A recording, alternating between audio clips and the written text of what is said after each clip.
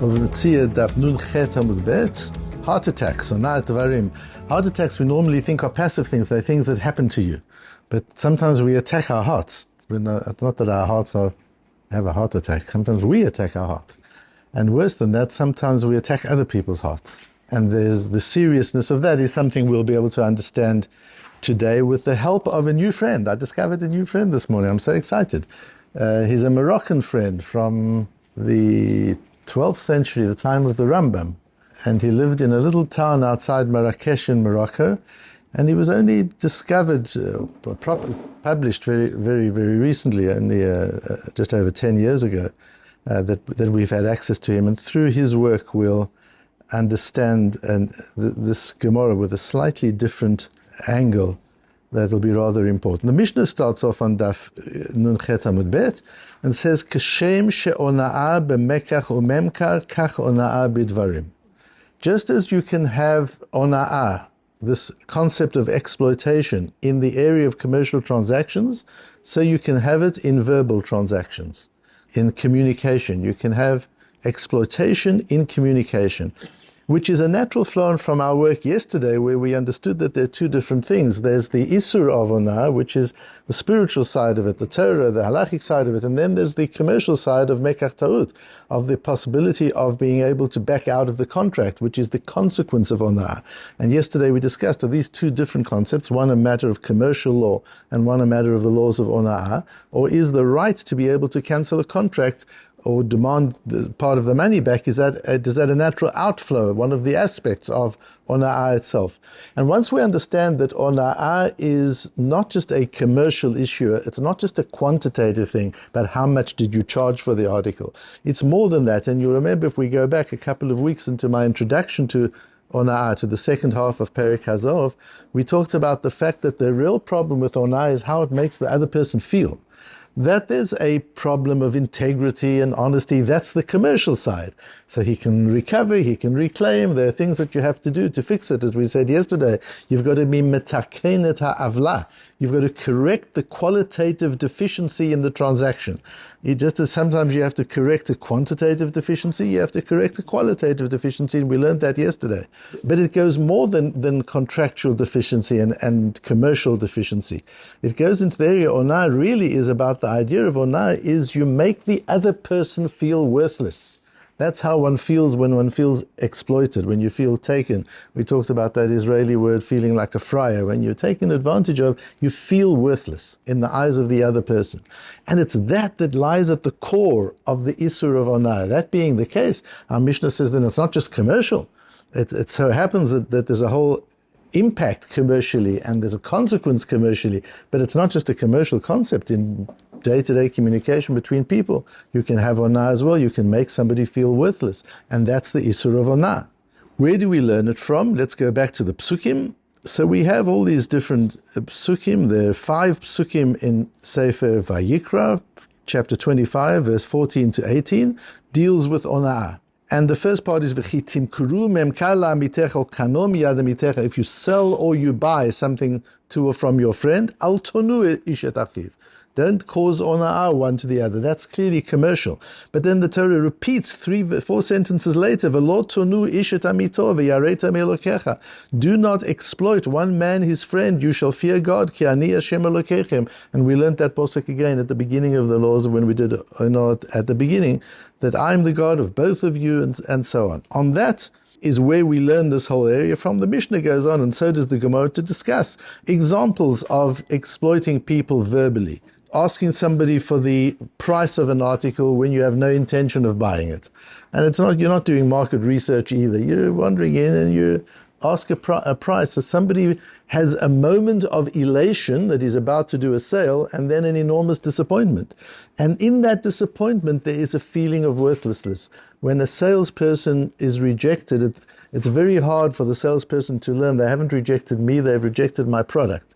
But we've learned in these sugyas, we invest so much into our businesses, so much into our products, that when your product is rejected, it is something of you that is rejected. And there's enormous disappointment in the person. You can't just say to the salesperson, don't worry, they're not rejecting you, they're just rejecting your product. If he's a really good salesman, he and his product become one.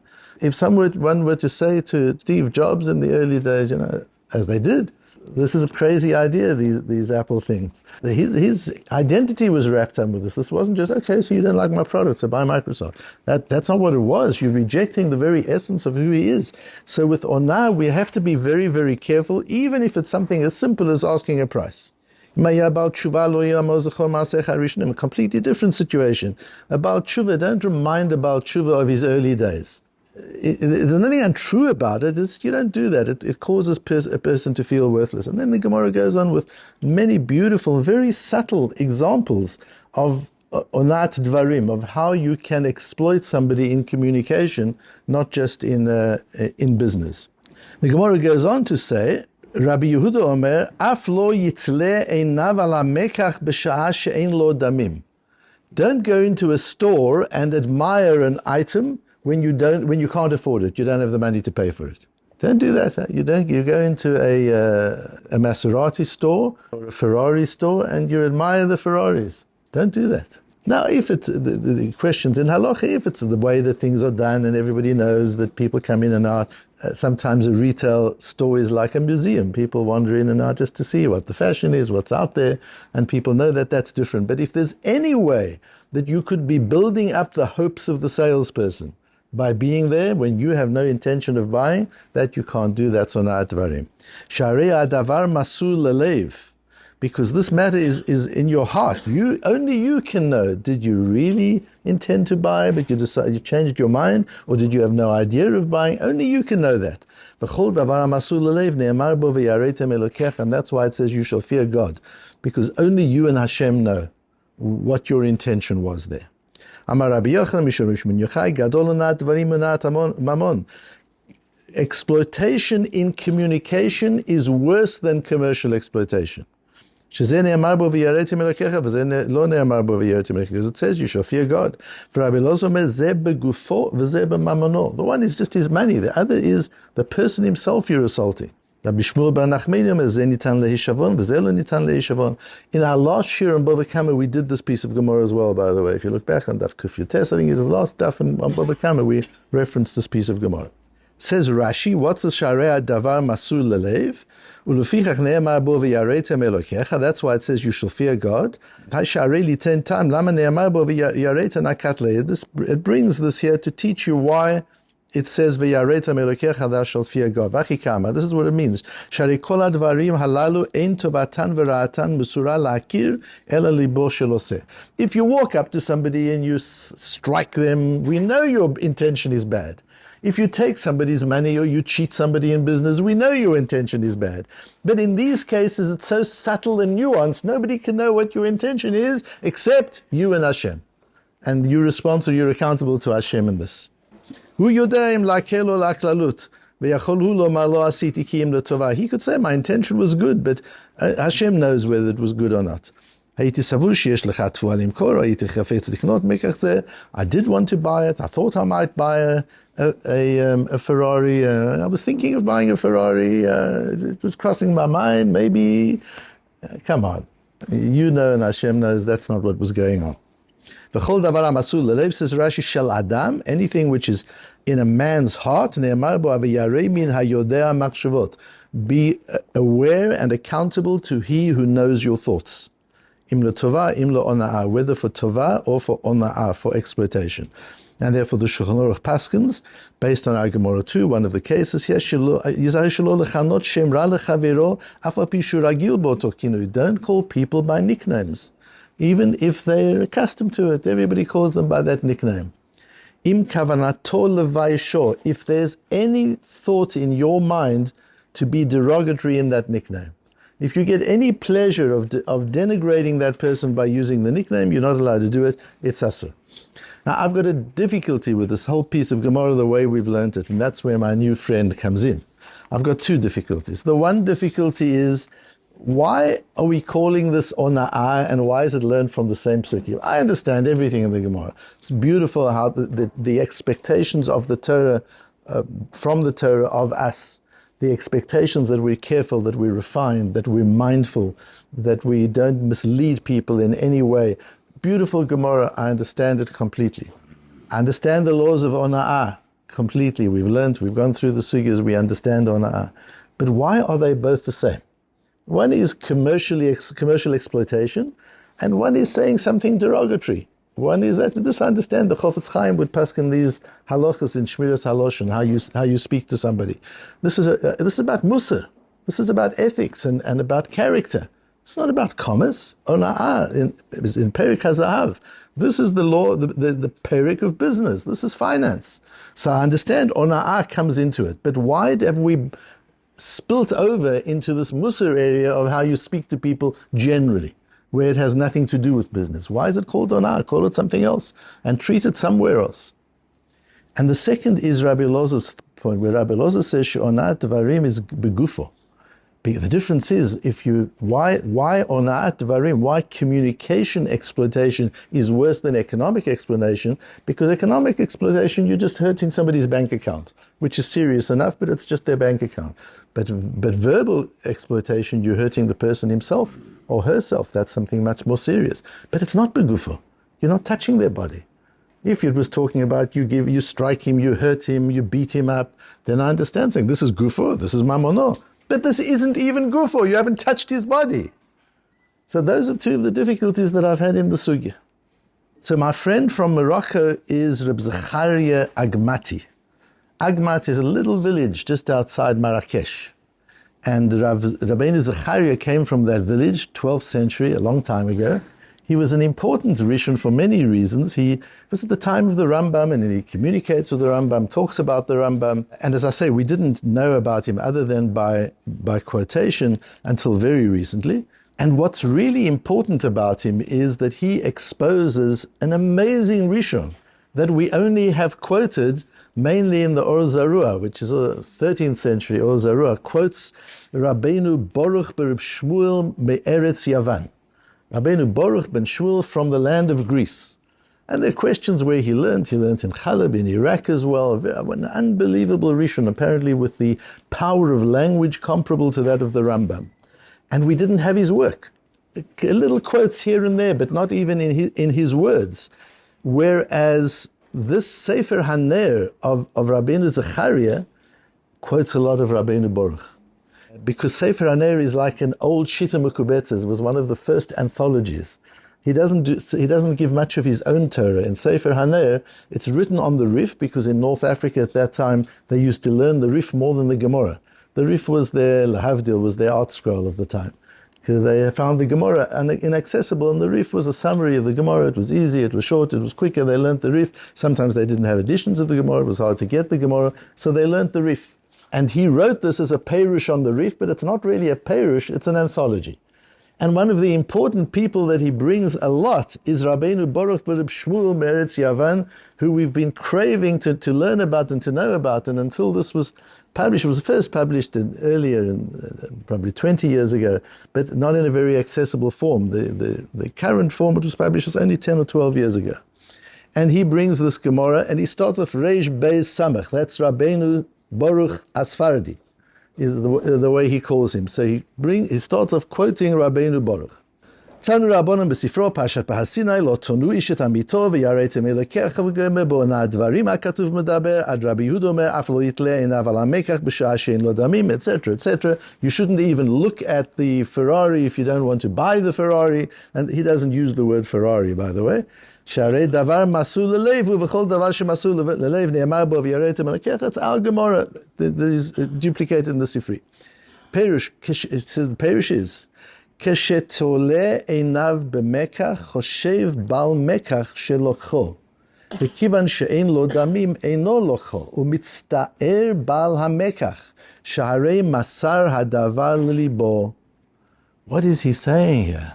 Dover Amosel Lelev is not talking about the exploiter. It's talking about the exploited. You're hurting his heart. You're disappointing him.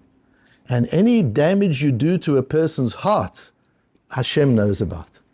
If you break his arm, we know about it, the court knows about it, the hospital knows about it, he knows about it, his family knows about it, everybody knows about it.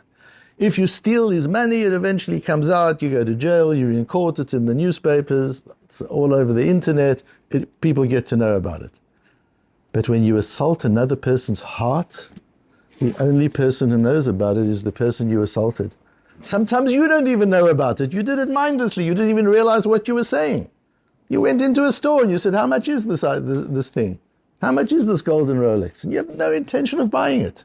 And you don't realize that for a moment the salesman thinks, I haven't had a sale for a week. This is my chance. And you have no intention of buying it. You're playing with his heart. And then you reject it and you walk out. He doesn't know you've walked out because you never intended to buy it. He thinks you don't like it, you don't like it, you don't like him. The price was wrong, he did something wrong in his sales technique, he lost the sale. And he goes into depression. You've attacked his heart, says Rabbeinu Baruch. Hadover Amosu Lelev is not as Rashi learns it. Knowing what this is not about intentions, this is about outcome. We know what your intentions are, and you can know what your intentions are. You're not punished because you had bad intention. That's another difficulty with the sugya, by the way. We're punishing people for intentions, for thoughts, if they haven't actually done anything. Says Rabbeinu Baruch, you've shattered the man's heart. What do you mean you haven't done anything? Okay, but there's no physical damage. So he goes on to say, all this case in the sugya, ein bahen ela tsar halev. There's only heart disease here, heart attack. You're not causing any indebtedness, you're not causing any damages. So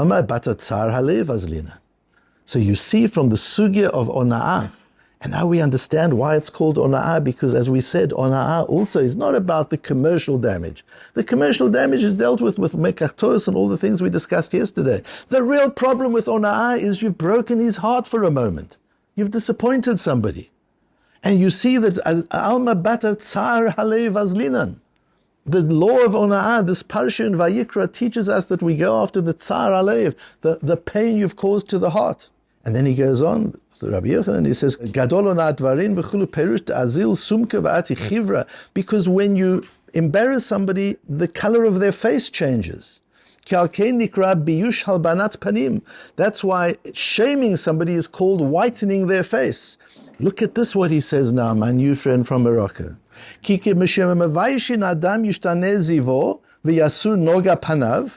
When you embarrass somebody, when you shame somebody, his aura, his charisma is damaged.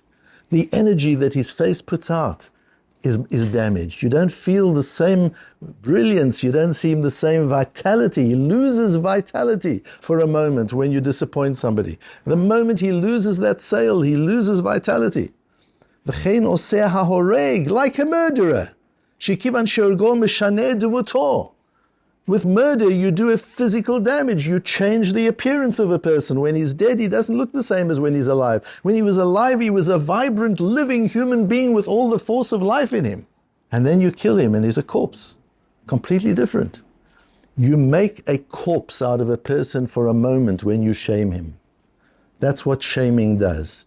They lose, a person when they feel shamed loses their vitality for a moment, or sometimes longer than a moment. When you make a person feel worthless, you feel it in the energy they're projecting. They don't radiate the same energy. And that's like killing the person. If they're no longer radiating, a corpse is there. Everything's physically there. You can say, what did I do? His body is intact. But where's his energy? Where's the radiance? Where's the vibrance? That's gone. That's what murder is. You take the life force away. When you shame somebody, you also take an element of his life force away. And that's why this is so serious. That's why the Sefer HaChinuch says also, Shu davar kasher ma'od lelev habriot. The ona'at dvarim is hard for the heart. So we see the Sefer HaChinuch going along the lines of Rabbeinu Baruch. This is about the heart of the aggrieved person, the exploited person. I'm not talking about the intention of the damager. The intention, we don't punish for intention. We punish for results, and the results is heartbreak. And that's masur. How do you know this heartbreak? You can't see it. The Rebbeinu Shalom knows this heartbreak. And that's why the Rambam paskins based on the Gemara on the next page.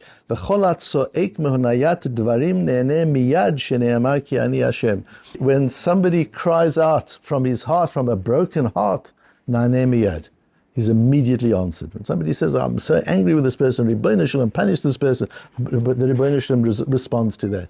He reacts to that. As it says, Kol ha'sha'arim ninalu chutz misha'arei ona'ah. All the gates are closed to davening, to tefillah sometimes, except the gates of ona'ah. When a person has been shamed, when a person is made to feel worthless, whether through a commercial transaction or a casual communication, that's something that damages the person's heart and gives him a power of tefillah that no other person can possibly have. And that can boomerang against one and cause one, chas v'sholom, so much damage. So just important that we understand how to take care of our hearts, and more important, how to take care of the hearts of the people around us, and how easily a heart is damaged. The person looks strong, like a corpse also looks strong, but it isn't. A person looks strong, but the heart is broken. A person looks strong, but they've lost vitality. A person looks confident, but they've lost self-confidence. They've lost the energy of life. And if we're responsible for that, that's included in Vayikra, in this Perek Chafei of Vayikra, with the laws of ona'ah, of damaging a person's sense of worth.